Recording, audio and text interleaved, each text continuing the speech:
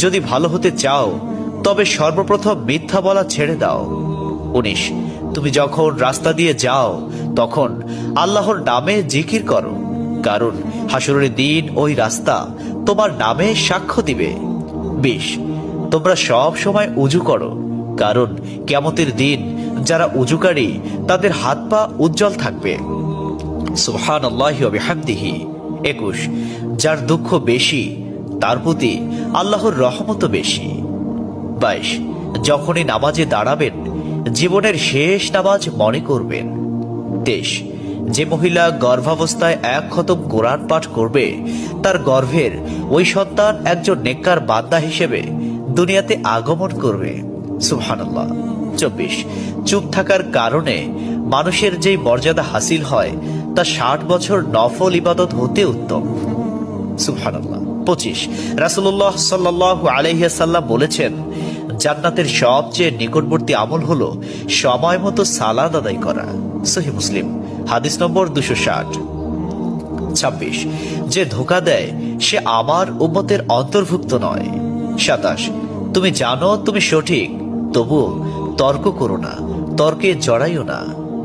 28 হযরত মুহাম্মদ সাল্লাল্লাহু আলাইহি ওয়াসাল্লাম বলেছেন, তোমরা বিপদে পড়ে মৃত্যু কামনা করবে না, বরং বলবে, হে আল্লাহ, যে পর্যন্ত জীবিত থাকা আমার জন্য কল্যাণকর আমাকে ততক্ষণ জীবিত রাখুন, এবং যখন মৃত্যু আমার জন্য কল্যাণকর তখন তুমি আমাকে মৃত্যু দাও।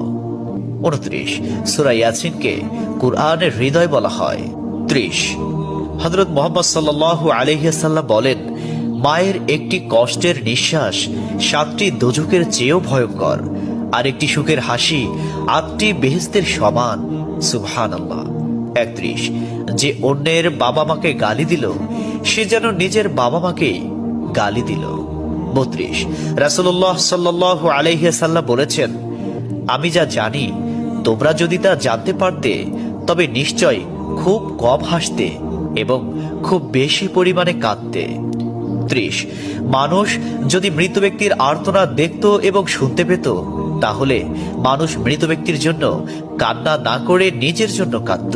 34 মহানবী সাল্লাল্লাহু আলাইহি ওয়াসাল্লাম বলেছেন, সূরা ফাতিহা তোমরা ধীরে ধীরে পাঠ করো, কারণ মহান আল্লাহ নিজে তার জবাব দেন। সুবহানাল্লাহ। হাদিস সূত্র মুসলিম 910। 35 রাসূলুল্লাহ সাল্লাল্লাহু আলাইহি ওয়াসাল্লাম বলেছেন, কিয়ামতের দিন যে জিনিসটি মুমিনদের পাল্লায় ভারী হবে সেটি হচ্ছে সুন্দর চরিত্র, আখলাক। আবু দাউদ হাদিস নম্বর 4101। 36 কবর